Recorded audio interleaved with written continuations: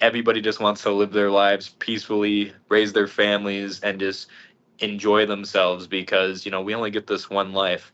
But that's what really started turning me more towards helping people. I realized I was like, oh, this, like, I've lived next to this guy for 15 years and I've only talked to him about 5 or 6 times in that aspect. And I felt like that was a big injustice. And I felt like if more people kind of went out and talked to the people that lived next to him or lived across the street from him, you would see that there's a lot more in common than there is not in common.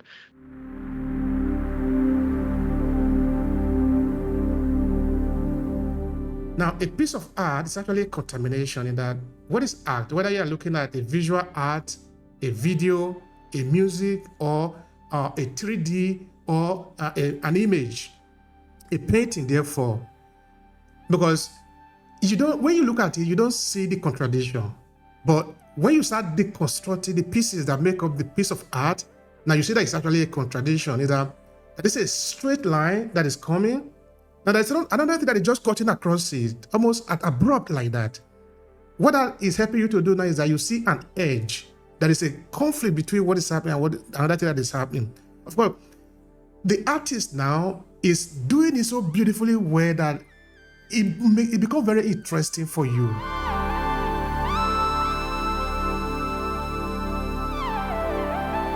Approaching the people, as there are so many different people, there are so many different ways to try to help an individual. And when you do it from a clinical setting, you really are just kind of playing like a scientist. You're like, well, I have an idea of what might work, so let's try that. And if that doesn't work, we'll shift and try something else. And if that doesn't work, we'll circle back around, and we just got to find what works best for that individual. And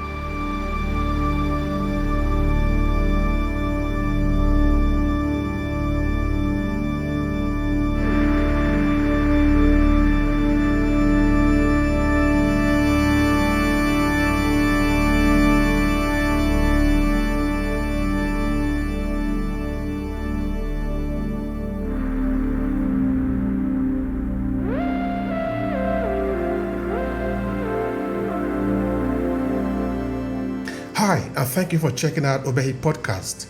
We encourage people to own their story and share it with the world to expand their purpose. Before we start this presentation, I have something to quickly share with you. Are you a purpose-driven entrepreneur? Do you want to cut across the noise and attract your ideal client by leveraging your own story? Then pay attention. I have a signature program that can help you own your story. A 5-step transformative journey to reshape your professional and business narrative for success in less than 90 days. And it's available at academy.aclasses.org/story. This is what we have understood. Storytelling is the most powerful instrument known to man. And this is what that could mean to you. You can either own your story and use it to advance your purpose in your business and professional life, or someone else will do. The choice is yours. Now let's get started with today's episode of the Obehi Podcast.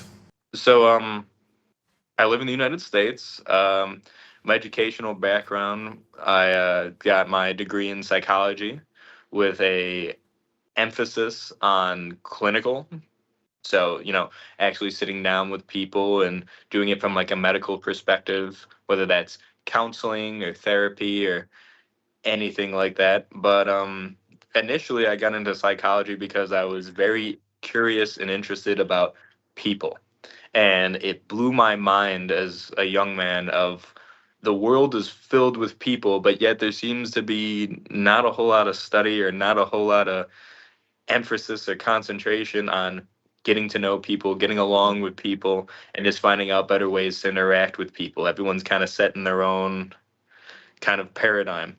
So I started studying that at university, and I just loved it immediately. It just clicked for me on being able to talk to people, see where different people are coming from, and not just with the people you agree with, but with people you necessarily might not agree with. But I spent a lot of my internships and hours in a clinical setting. So I was working at different psychiatric hospitals. I was working at facilities that are more outpatient, so they deal with adults who are stabilized but definitely need just a little bit help in the day-to-day aspects. And after I graduated, my mentor recruited me on to his tech startup that is based here in the town I live in North Carolina.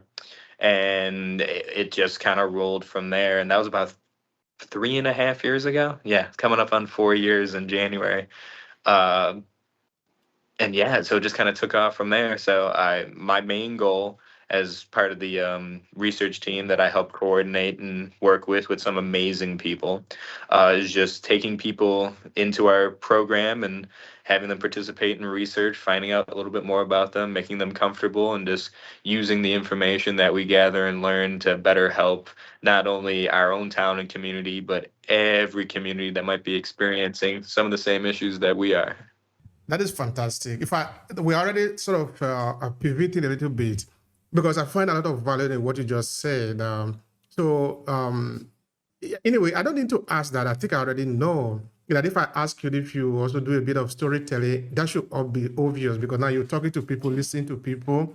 That make a lot of sense. So I think maybe we might spend more time on the role of clinical psychology in storytelling or how you apply storytelling actually at the end of the day. I come from a military family, so my father was in the Navy when I was a small child, but basically since the time I was born. And we used to live in a completely different part of the country in New York. And in September 2001, we had we had the 9/11, kind of terrorist attacks and things like that. So that moved a lot of different people to a lot of different places. So my family and I, we got moved to a completely different region of the country of about, I'd say probably 800 miles away, into a very different type of culture and a very different type of dynamic of how people not only interact with each other, but they interact with their surroundings. So me coming in as a little bit of an outside looking in, people who talk to me, they can pinpoint where I'm from. They hear my accent, and my accent is a little bit more of a northern, whereas the people I'm around kind of talk like this a little bit. So you can definitely pick me out of a crowd and know that, okay, this young man's not from here.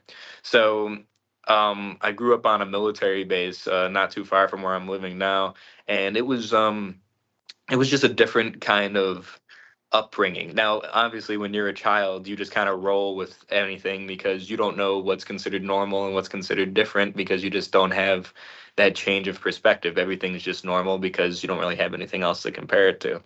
So, my father, ended up deploying overseas to a couple different countries for a couple different wars. But also, the children I grew up with and went to school with, their parents, their fathers and mothers also had a kind of similar dynamic. So there was kind of like a fraternity based around that, and it was more helpful. You didn't feel as alone because you knew the kid next to you on your left side and on your right side was experiencing exactly the same things that you were experiencing. So it just kind of all seemed together pretty normal.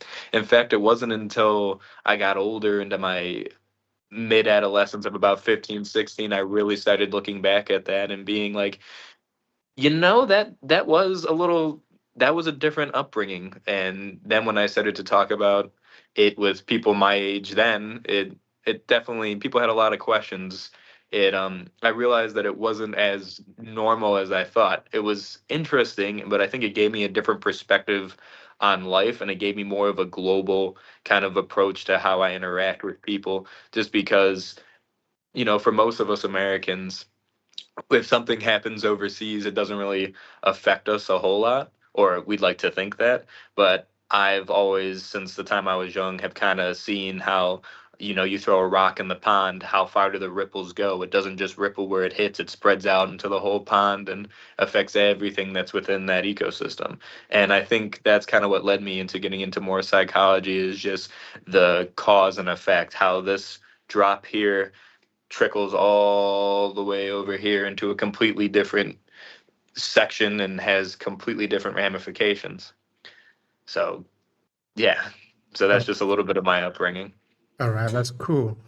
Um, In your adolescent years, now you are growing up in the military establishment.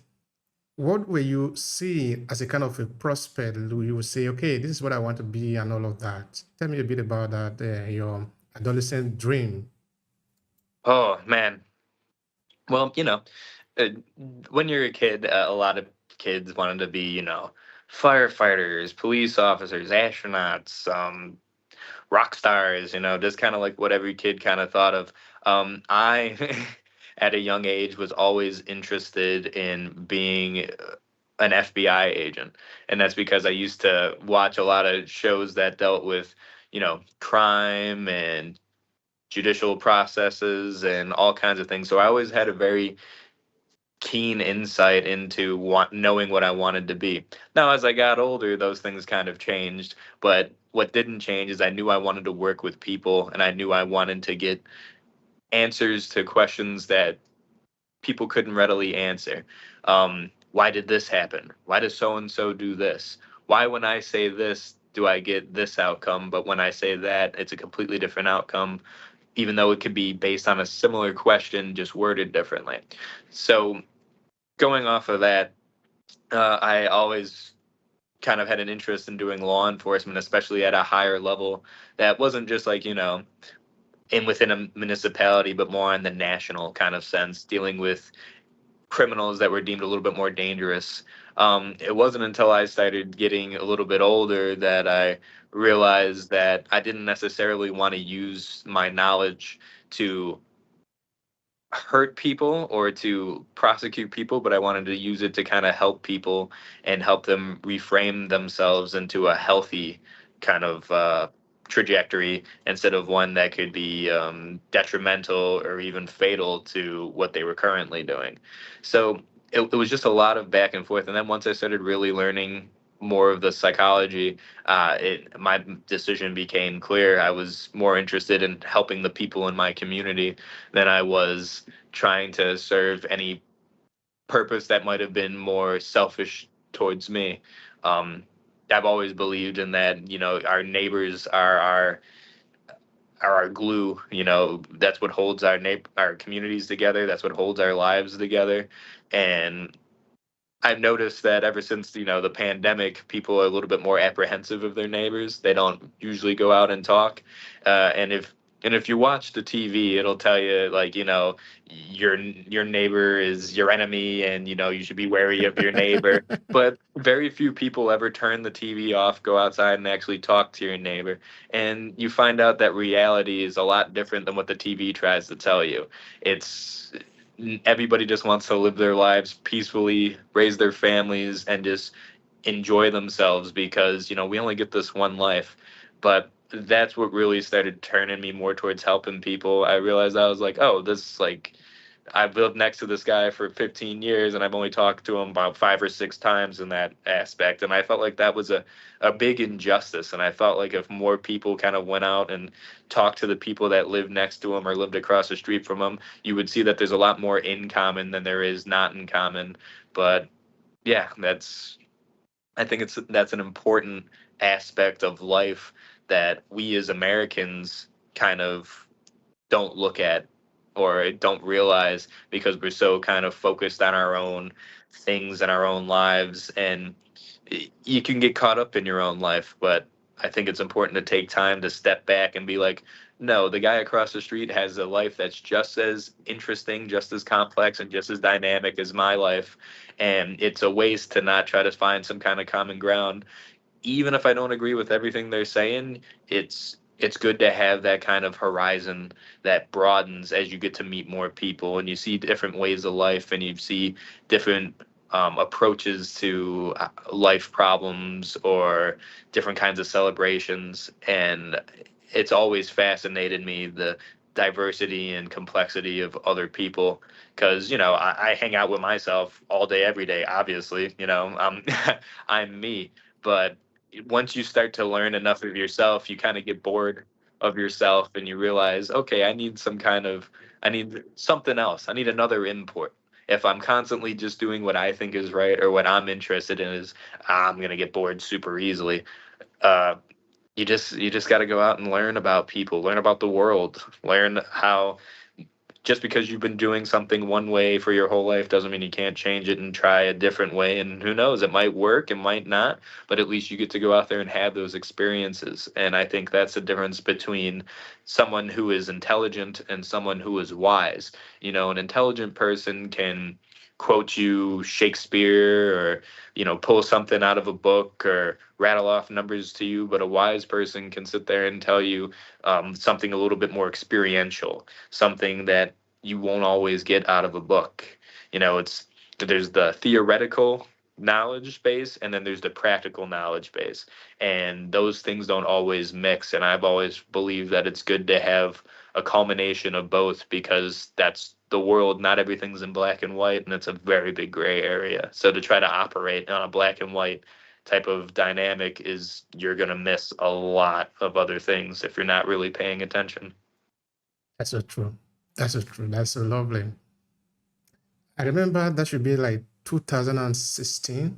I wrote a book that I call The Color of Our Children. The book had to do with multiculturalism in northern Italy, because of course that is part of a project that I've been working on since 2013. That project have now given birth to, I think, like about 7 books Oh, wow. actually. Yeah, because I published a 5-part book series, then these 2 books, so that is 7. So this particular book having to do with multiculturality in Italian schools and also discrimination of children of non-Italian in Italian school. So I was trying to paint a picture for the people that say, okay, we are going to understand that the beauty of life or the beauty of the society is going to be found in contamination. Of course, I understand what people know about contamination, but I'm deliberately using the term like that. In that you need to look at it like a piece of art. Now, a piece of art is actually a contamination in that what is art? Whether you are looking at a visual art, a video, a music, or a 3D or an image, a painting, therefore, because when you look at it, you don't see the contradiction. But when you start deconstructing the pieces that make up the piece of art, now you see that it's actually a contradiction. That is a straight line that is coming. Now there's another thing that is just cutting across it, almost at abrupt like that. What that is helping you to do now is that you see an edge. There is a conflict between what is happening and what another thing that is happening. Of course, the artist now is doing it so beautifully well that it becomes very interesting for you, because you see a little bit of white, a little bit of black, a little bit of green, a little bit of yellow, a little bit of dark, a little bit of brighter. That is what makes the piece of art beautiful. I said, if you don't like it like that, do it the other way. Take a red pen and take a red piece of paper. Write your message in red on a red piece of paper and examine it. I said, even you yourself, you're not going to like it because there is no contradiction. Okay, there are some contradiction, but it's very thin, it's too small. Life is actually made up of this big contradiction, really big one. I said, okay, now, there's another way to understand this. If you go to any city in the world, any city, whether you are talking of New York, New Delhi, Lagos in Nigeria, or Johannesburg, you will see that where you have more life in the sense of how people live is at the junction, the intersection, where this road is meeting with the other road. Therefore, something is happening here. If the road is just a straight one, and you are on a straight road, you are going to a straight place, nothing is happening. In fact, you will be bored. If you take a look, for example, also in river, no? If you observe river nature, no, you see that where the river is going to make noise, which is therefore talking and therefore celebrating, is where there is an obstruction. Maybe another river is cutting across. Then you hear the water now. The water is talking. You are enjoying it, no?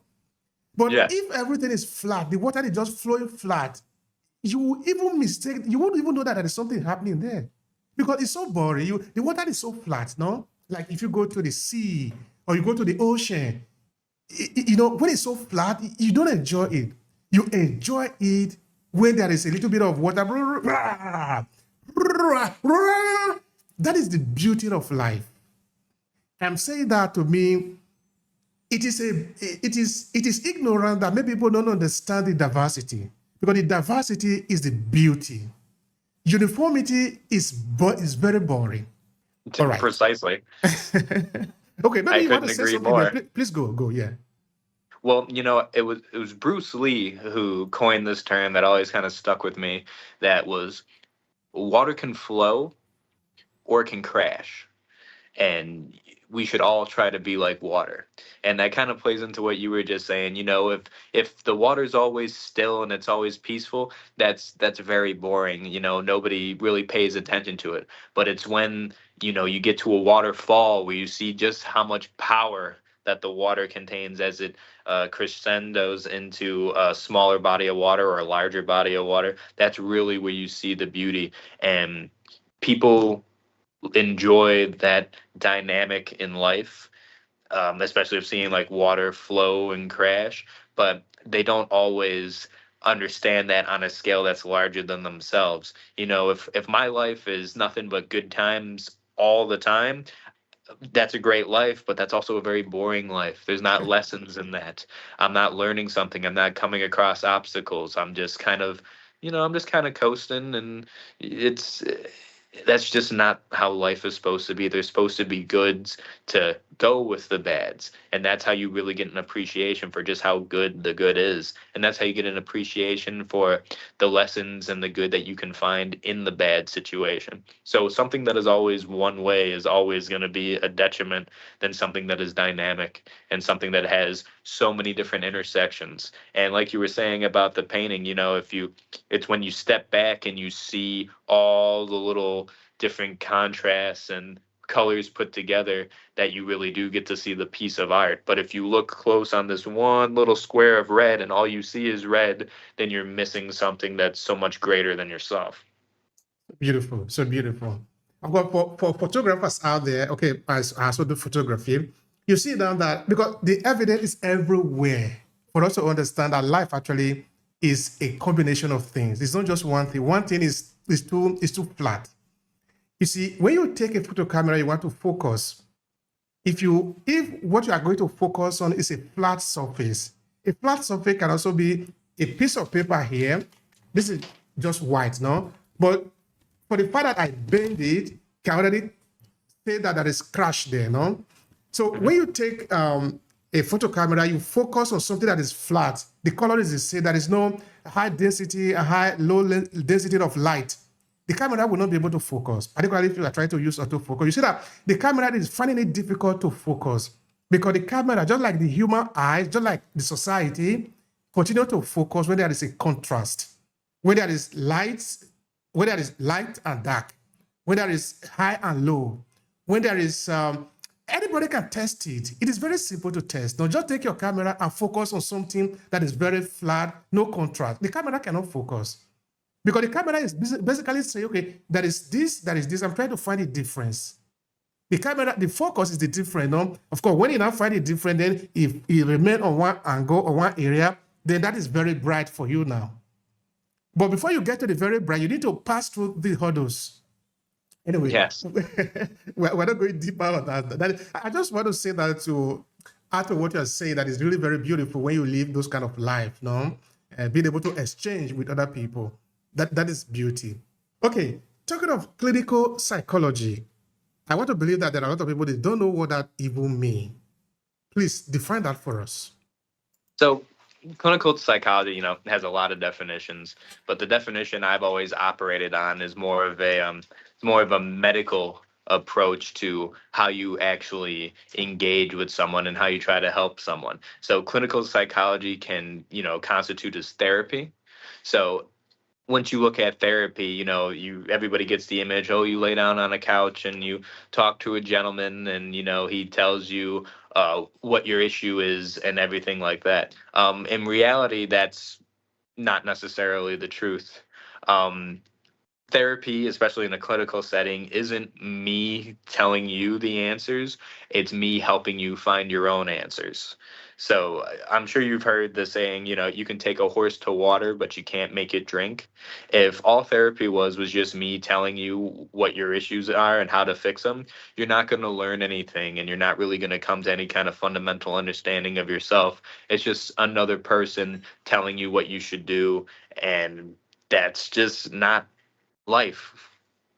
I think the only real freedom anybody really has is being able to come up to their own conclusions and make their own choices. And if you're not able to come up with your own conclusions and your own understandings, then you're missing out on a fundamental aspect of being a person, because we're all going to have different backgrounds, we're all going to have different understandings of the things that we interact with.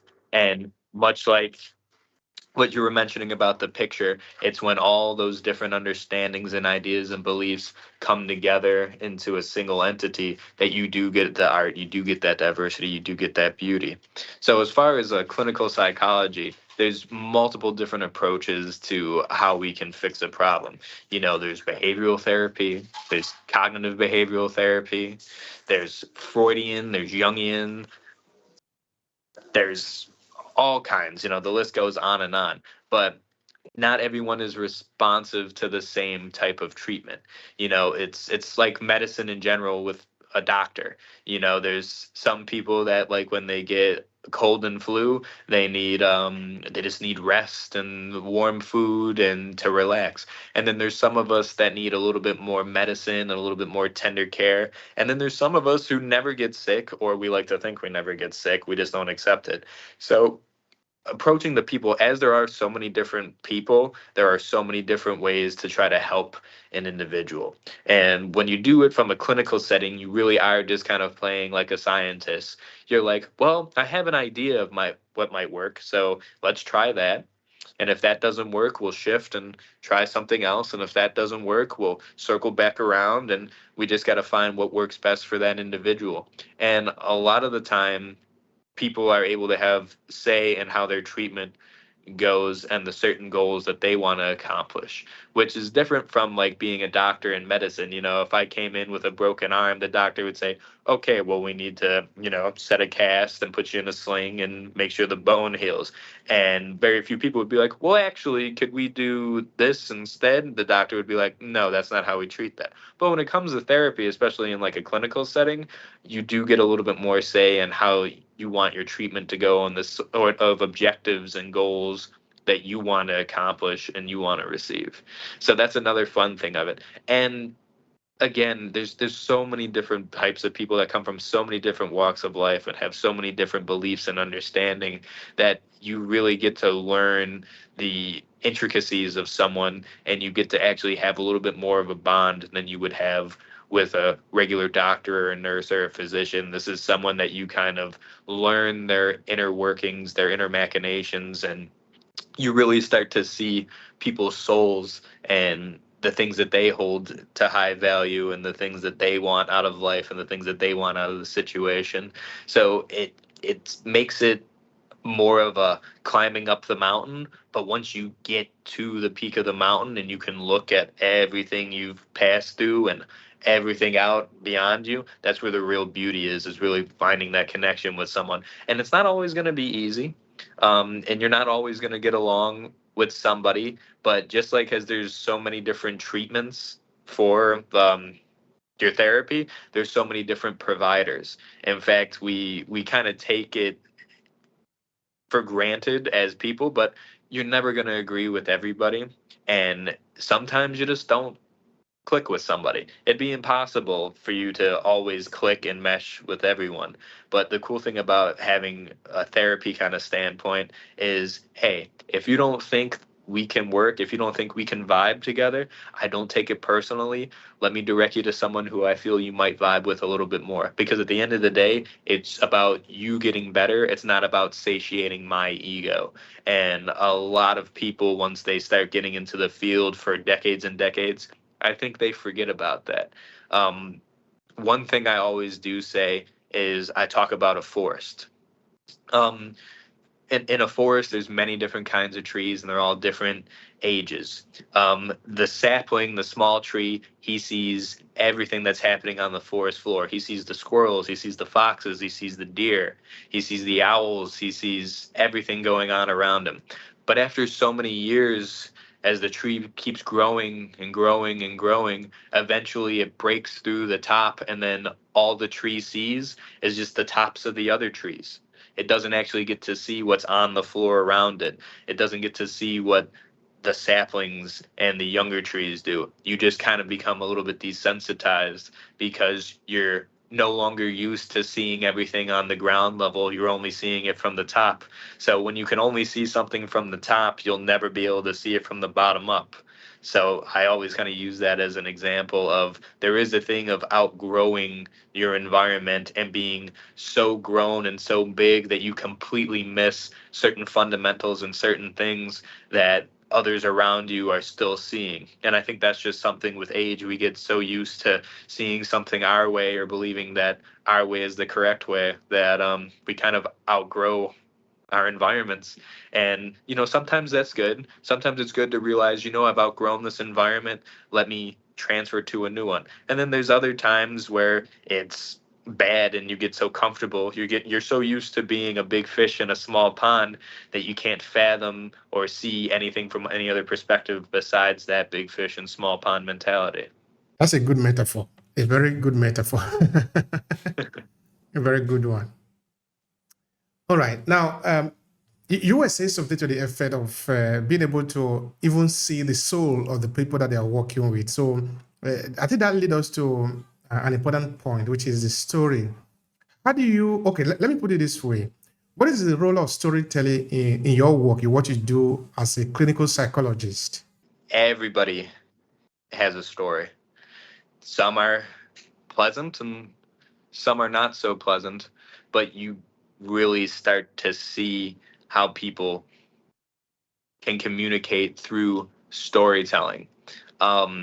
If I was expecting someone to come in, I'm like, tell me the important things about you.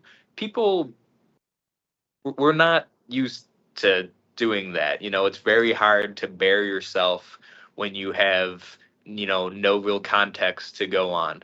But if you could tell me a story, if you can recant and reenact something for me and just tell me like the way you were feeling during something, and we can dissect that story, I get a much better understanding of what your values are, how you see yourself as a person, how you interact with the world. Storytelling is a lost art in our society these days. Globally, there's so many people that don't know how to tell a story and they don't know how to react to a story. And a lot of my work is getting people more comfortable in expressing their stories and actually accepting their stories. Not every story is going to be amazing and not every story is going to be dull, but there are amazing parts in dull stories and there's dull parts in amazing stories. And it's that dichotomy and it's that flow together of not everything's going to be a 10 out of 10. Sometimes it'll be a 2 out of 10, but it's being able to articulate that and approach that in a way that's not only healthy, but also gives me a bigger picture of who is this person that I'm talking to. Because at the end of the day, whether I'm sitting on one end of the desk or you're sitting on one end of the desk, if you take all that away, we're just two people having a conversation trying to get to know each other more. Now, we're doing it with an objective and a greater overall purchase, but if you get down into the actual nitty gritty of it, it's just two people just trying to find some common ground and some understanding so that you can move forward and get to know the person a little bit better. And it's one of the most euphoric aspects of my job when I can just sit down for half hour, 45 minutes, an hour, whether it's daily, weekly, monthly, and we can just talk and you can just kind of tell me how you feel and we can build up that comfort, we can build up that trust. The hardest part for a lot of people, especially when they're first getting into being a therapist, is they they don't know how to listen. They hear, but hearing and listening are not the same thing. I could hear you if you said something, but if I actually listen and start to understand where you're coming from and pick up on the idiosyncrasies and your emotion and the tone you use and things like that, I get a much better picture. And a big thing is people like when you're able to repeat back to them what they told you. But we always try to do it a little bit differently. Like if you said to me, you were like, I was up late last night. I just had a lot of things on my mind and I couldn't relax. And I would say, so you're telling me you had a hard time going to bed last night? It's the same thing. I just worded it a little bit differently, but it had the same context. And when you do that, not only does it help me understand where you're coming from, but if I'm getting something wrong and I repeat it back a little bit different and you say, no, that's not what I'm saying at all, I could be like, okay, well, let's take a step back and tell me again, just so I'm understanding clearly what you're wanting to communicate to me and what you're wanting me to take away from it. It's a very big difference between listening and hearing. And that is one of the greatest parts that I enjoy is actually getting able to listen to someone, not just hearing them. But it's also something that a lot of people, even outside of being a therapist, just people in general, they're more interested in their turn to talk than what you're actually saying to them. That is something that you said that I think maybe you might need to expand a bit on. You said something to the effect of accepting your story. And I want to believe Yes. this is going to be very important in the work that you do because now you listen to people reenacting their event, talking about what have happened to them and all of that. Uh, Now you want them to own their story. What does that even mean? Please expatiate on that. So a lot of the times, it's not what happens to us that has us feel a certain way. It's our perception of what happens to us. Because bad things happen to everybody. There's nobody that's living a perfect life, but it's when you sit there and you kind of think about it from how it personally affects you and not just as like a blank kind of observation. That's where a lot of people start to hold in anger or remorse, or they become jaded, or they are a little bit bitter. It's not so much what happens to us, but it's how we interpret the things that happen to us. Like if I'm riding the bus and some guy, steps on my foot as he's coming by, you know, if you're looking at it, just as a general blanket way, oh, that guy just so happened to step on my foot, and that's okay, things happen. I'm sure he didn't mean to. But if I sit there and I kind of take it personally. I'm like, I know he saw me sitting here and I know he saw my foot out. So the fact that he stepped on my foot meant that he wanted to do that. He wanted to do that because he doesn't like me, or he wanted to do that because he was having a bad day and he was wanting to take it out on me. You can start to see how the perception of the situation, based on how you want to interpret it and how you want to understand it, can make a completely different situation versus in actuality it was simply an accident. There was no malice behind it. It's just something that happened. But there's a lot of people in this world that they go high and to the right with it. They go, no, that wasn't what it was. They did it intentionally. They did that to hurt me. They don't like me, and this, that, and the other thing. But in reality, that's not always the case. It's there are some people out there that do things out of malice, but it's very few and far between when you actually get down to what happened and why I interpreted something that way. So when it comes to accepting your stories, there's a lot of individuals, and I'm even a victim of this, or not a victim, I'm a perpetrator of this, that it's easy to play the blame game. It's easy to push off accountability and say, I'm not where I want to be, career wise, or I'm not where I want to be life wise, or I'm not where I want to be, happiness wise, because of this person or that person or anybody, because this person did me wrong, or this person screwed me over, or this person didn't like me, so they put obstacles in my way. It's very easy to kind of shirk responsibility and be like, I'm not where I want to be because A, B, C, and D. When in reality, we can always do something to take accountability for ourselves. It's very easy for me to say, "Oh, I'm not a millionaire because no, people don't appreciate psychologists and the work that therapists and people do." It's very easy to say that, but in reality, that's not necessarily the case. That's actually not the case at all. People do appreciate it. The reason I'm not a millionaire is for a bunch of different reasons. There was just nothing I thought to want to do when I set out on this journey in my life to help people and help my community and help people strengthen each other versus tearing each other down. So there's always something that comes with when your perception comes into play. Um, uh, Term that I use that I've been using a little bit more frequently since I started to understand it is never contribute to malice what can be explained by ignorance. So that means if something bad happens, if somebody cuts you off in traffic, you were thinking, oh, he wanted to cut me off because he's a jerk. When in actuality, maybe he just didn't check his mirrors.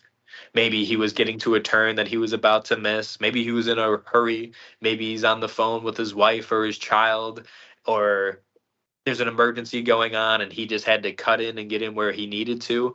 But if you go through life thinking that everything that bad happens to you is because somebody wanted that bad thing to happen to you, you're going to have a very dark and bitter life. So I say all that to say this. So when it comes to somebody accepting their story, it's more like, you know, you might not be happy with some of the things that have happened and a lot of the things that have transpired, but this is where you're at in your story. This is the crossroads you're at. This is through either your choices or through the fault of something beyond your choice. This is just where it's at, and this is just what it is. And we can spend all day saying, what if, what if, what if? But the thing is what about right now?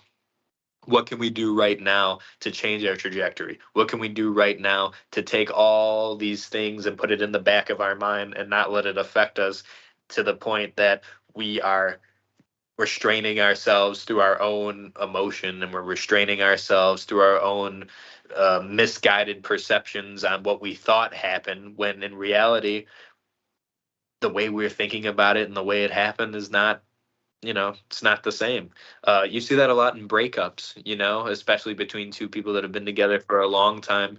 You start to see when you talk to them, like, oh, well, they did this and they did that. And I didn't feel like they listened to me. I didn't feel like they really tried to communicate. And some of those things may be true, some of those might not. But it's when you put all the blame on the other person and you take no responsibility for yourself that you truly do stagnate, and you kind of destroy your ability to grow.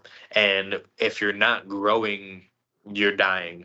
So staying in one place and not being able to learn from something, not being able to improve on something, whatever it is and whatever the situation is, if you just remain at this flat, still watermark and you have no crash and there's no big crescendo and you don't flow and you don't make noise and you're just sitting there kind of like lifeless, that's when you really start to lose what it is to be a person and what it is to actually be a being on this planet, and not only engaging with others but how you engage with yourself. Thank you so much for that. That is highly valuable. Highly valuable. Um, okay, many people are guilty of that. You did say that yourself too, that sometimes you have blamed other people. This is what I'm thinking. Why do you think we do involve in that game sometime?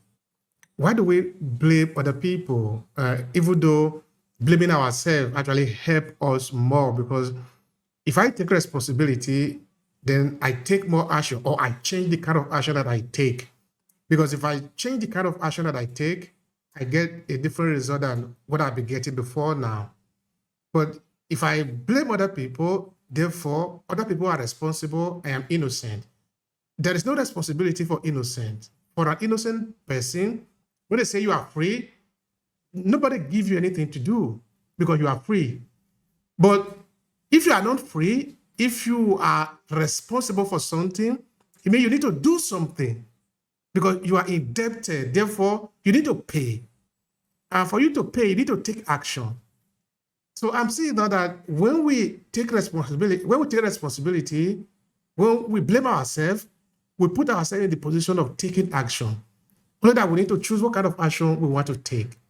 So why do we blame other people instead of ourselves? I'm trying to look at it from the point of view of psychology. I have always viewed it as it's two things that I think it is.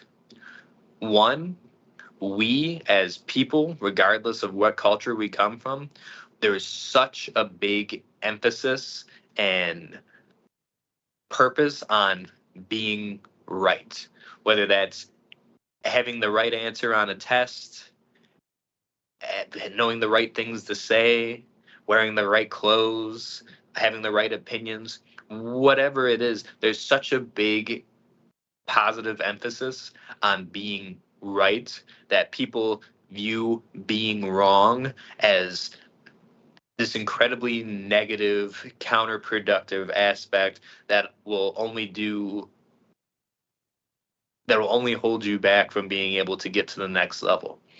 And I don't necessarily believe that. I think that if we put just as much emphasis on being right as we did being wrong, but learning why we're wrong and learning on why the things we thought or why we thought this led to a wrong conclusion, I think people would be less afraid of being wrong.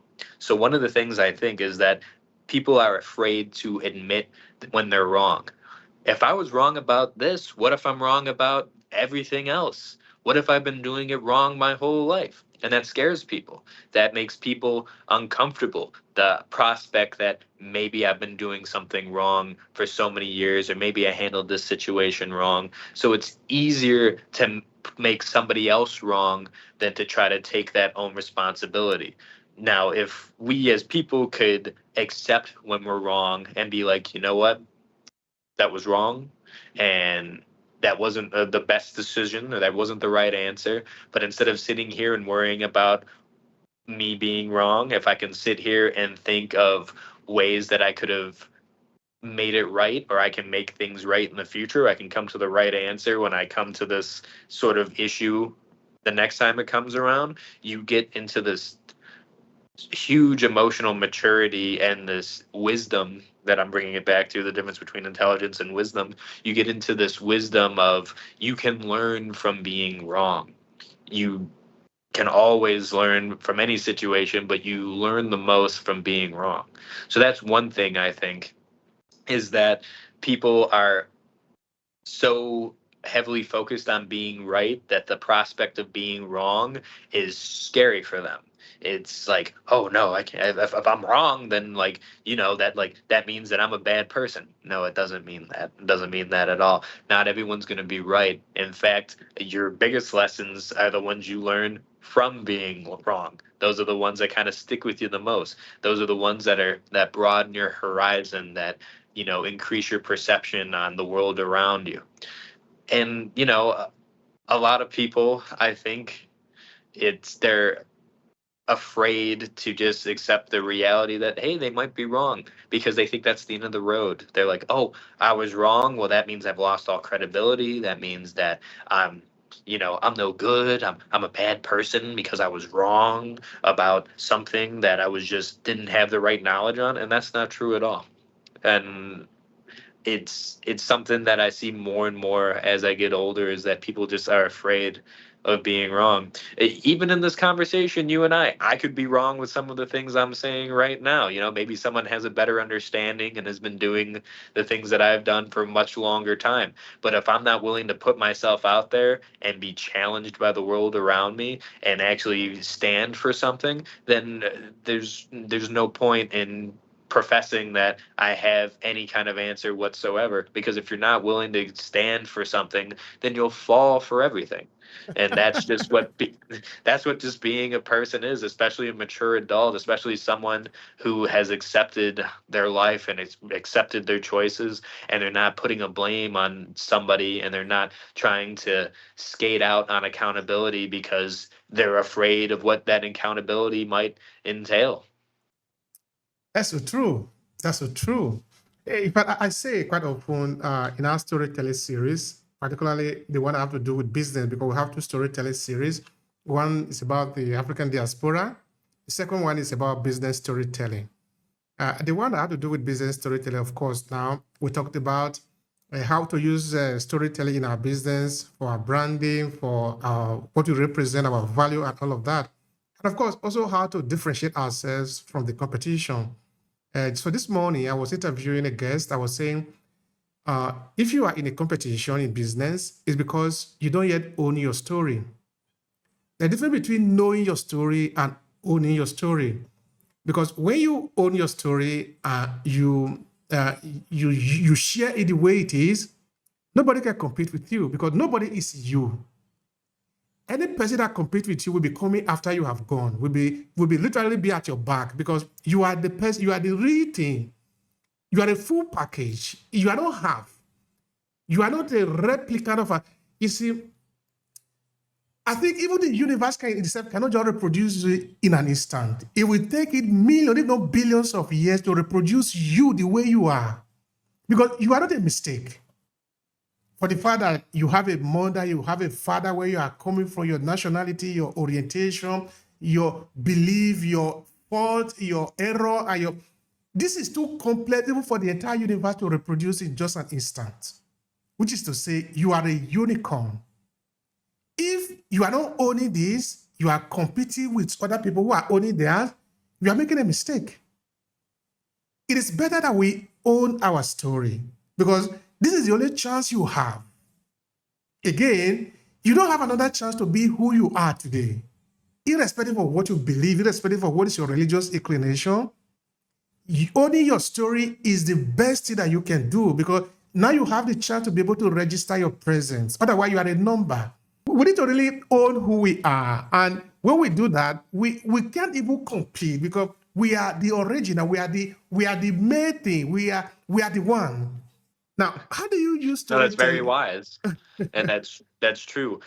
You see that a lot in our world today. Everyone wants to be the next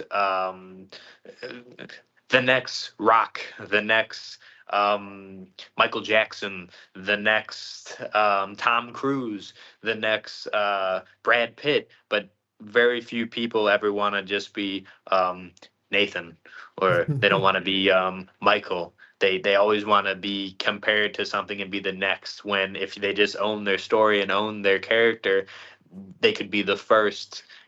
All right. Could you share with us, Nathan, how do you use story in your work? Talk about it, some of the strategy. So just going back to what I was talking before, it's getting people to accept their stories, but it's also being able to be comfortable explaining themselves. It's hard for me to, well, let me back up a little bit. A lot of people think that therapists and psychologists are almost mind readers. That if you tell me something, I can pick up on what you actually mean and can like get inside your head and find out, oh, they said that, they were hungry, but I know that they're really thirsty and they don't know that I know that. That's not like that at all. It's not like a parlor trick. It's not me getting into your head. It's me operating off on what the things that you tell me. And the only way I can learn about you is if you tell me a story. And so few people, especially now, so few people have the ability to actually story tell. They've never really thought and sat back and been like, yeah, I guess my life does have kind of a story to it. I've always looked at it in frames in bits and pieces. And I've never sat there and tried to piece it all together into a comprehensive story of who I was here and now where I'm at over here. Um, very few people do. Even myself, as I get older, I realize that there's parts of my story that I've forgotten to add into the overall story. My story at 22 is different in far as tone and the path it's taken and how it fits overall into my life than the story of me at 28 years old. Um, and I say that to say this, there's a very big Buddhist belief that the self is not a real concept. And what I mean by that is the me from yesterday is not necessarily the same me of today. I've had different learning experiences, different things have happened to me. I went to bed with certain ideas and I woke up with different ideas. And that's not to say that I'm not myself, but just that we as people are constantly evolving and ever growing idea and combination of all of our experiences, that to try to sit here at 28 and tell you that I'm the same person that I was at 25 is just not true. Whether I want to believe that or not, I've had more experiences. I've loved different people. I've had different interactions with people. I've come to know different people. I've come to change my mind on certain ideas that I used to fervently believe in, but now as I get older, maybe I don't believe in them as much. Maybe I believe something else, or maybe I take a little bit away from that and put it into something else. It's a constant, ever growing, much like the world, we're constantly everly growing and changing and adapting to the things around us, our environment, the people we interact with. And one of the best things that I like about hearing people's stories is it helps mold your story. Um, there was once a gentleman that I used to talk with very frequently, and his liver was giving out, and I saw the signs. His skin started to turn yellow, his eyes were yellow, and he had kind of accepted it that, like, I'm getting sick. It's things aren't going so hot, and he just said it so just like casually, and I was like, well, aren't you afraid? And he was like, well,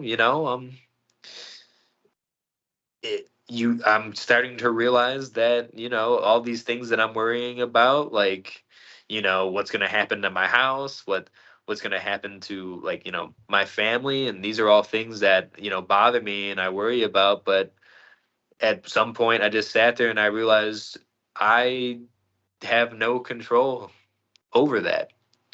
And he's like, and at first that scared me, knowing that I didn't have any control over these other situations and aspects of my life, but it made me appreciate the things that I do have control over, and like how I want to accept this fate that's been bestowed upon me. I can be anxious about it. I can be afraid for it. I can curse God for putting me in this situation. He's like, but at the end of the day, the outcome is still going to be the same. So instead of being better and instead of being scared, if I can, you know, embrace it and use it to live my life to the fullest extent for as little time as I have left, I feel like that would be a better justice, not only for myself, but for my family and the people that love me and care about me. And this was when I was first starting off doing counseling, so that just blew me back. I was like, that is such a different perspective on such a negative situation that has promoted all these positive consequences for this individual, that it's not the ideal situation and it's not the best situation, but he's making the best of it in the situation that he's in. If you can't be happy or love yourself when situations are bad, you're never going to be happy and love yourself when situations are good. It's just it's just the way of life, you know.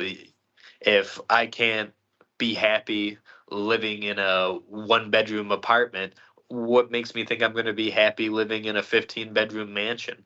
You know, it's just you have to take and appreciate the blessings that you have in the moment.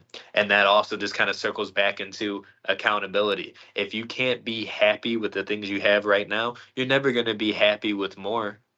You just have to, that's something we have to learn as a person, is just accepting our circumstances, accepting our story.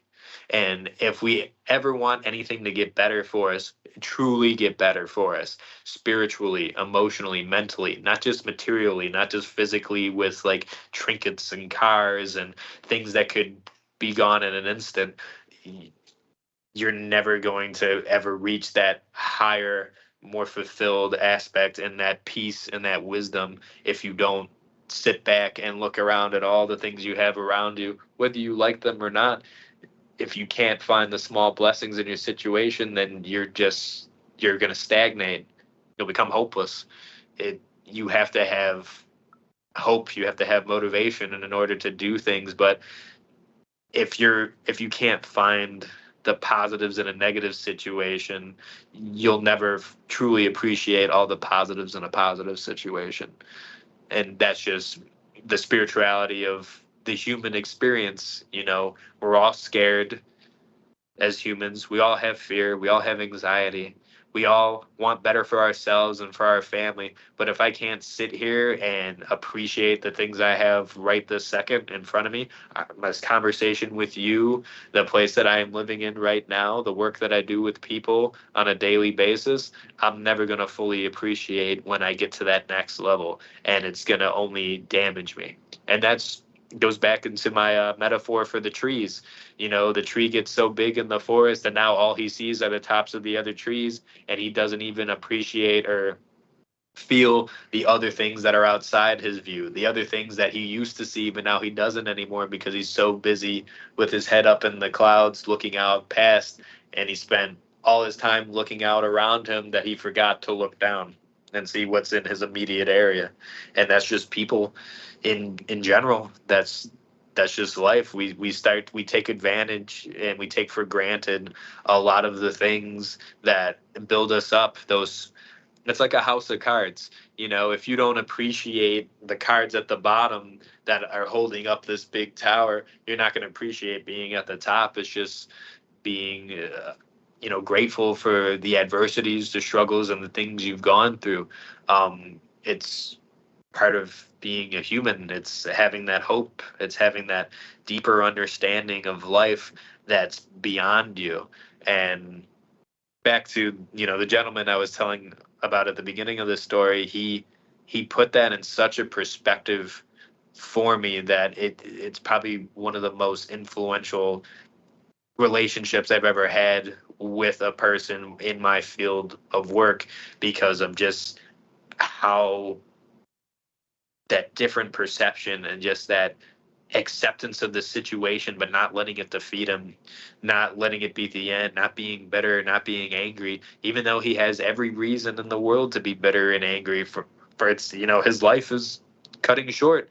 There's things that he would never be able to do, never be able to see, never be able to experience. But instead of being upset about all the things he wouldn't be able to do, he became happy with all the things that he still had time to do. And they came with a much greater impact. You appreciate resources when they're limited. You don't appreciate them when they're endless.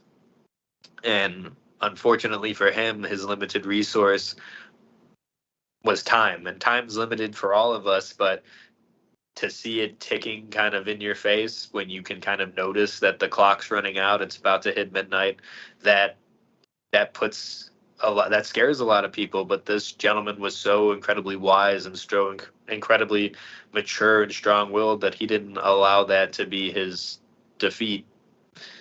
And it was through his storytelling about his situation and how he got here on the road and where his road was ending up, that just changed it. He could have told me a story that was filled with heartbreak and sorrow, but he didn't. He told me a story that was filled with hope, that was filled with kindness, that was filled with beauty, and that has just always stuck with me these past 3 years. I think about him often, even though he's no longer with us.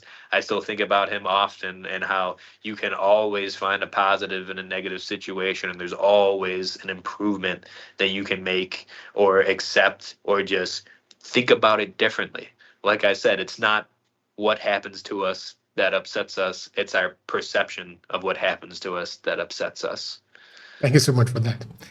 Now, for people that want to connect with you, what is the best way to reach out to you? The best way to reach out to me would be on LinkedIn.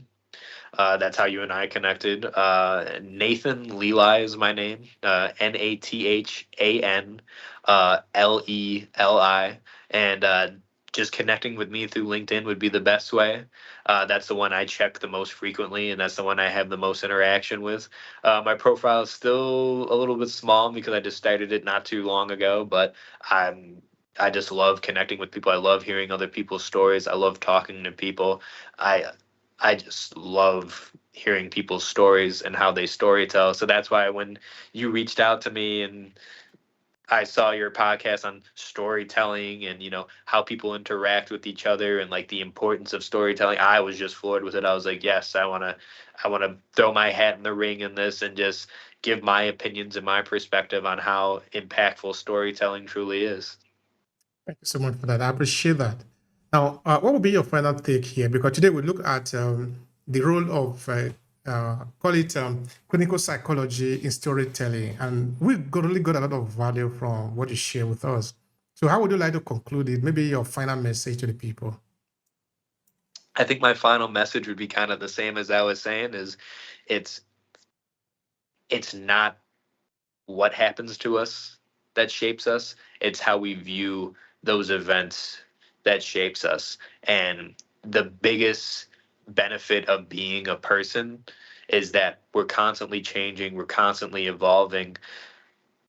So the greatest joy in my life and in my line of work is helping people change their perception on a situation that happened. If we can take something that was truly negative and somehow be able to carve out some positivity out of it and find a silver lining to that gray cloud and establish a little bit more hope, establish a little bit more autonomy, that there's no better euphoria and there's no better blessing than when that happens, whether it's for me or whether it's for the person I'm talking to.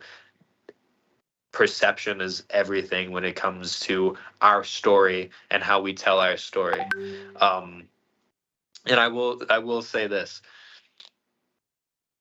it's very easy to make someone sad. It's very easy to come in with a sad story and make someone feel, sad or teary eyed. But what's really, really hard is making someone feel happy. It's so much harder to cultivate a happiness or joy in something that would otherwise be negative or sad or awful. That's one of the biggest things that I try to do when I sit and I talk to the people that I do is finding the positives and finding the things that are blessings even in the worst circumstances, because if you don't have those blessings and all you're holding on to is this hurt and pain, it just poisons you. And that's the stagnant water. That's the water that everybody just kind of overlooks. It's through the dynamics, it's through the change of the water going over the cliff and cascading and making a ton of noise and being powerful and showing the ferocity that that's still water. It's still the same water, it's still the same molecules, but now it's in a different environment where it's able to demonstrate just how powerful and just how strong it is.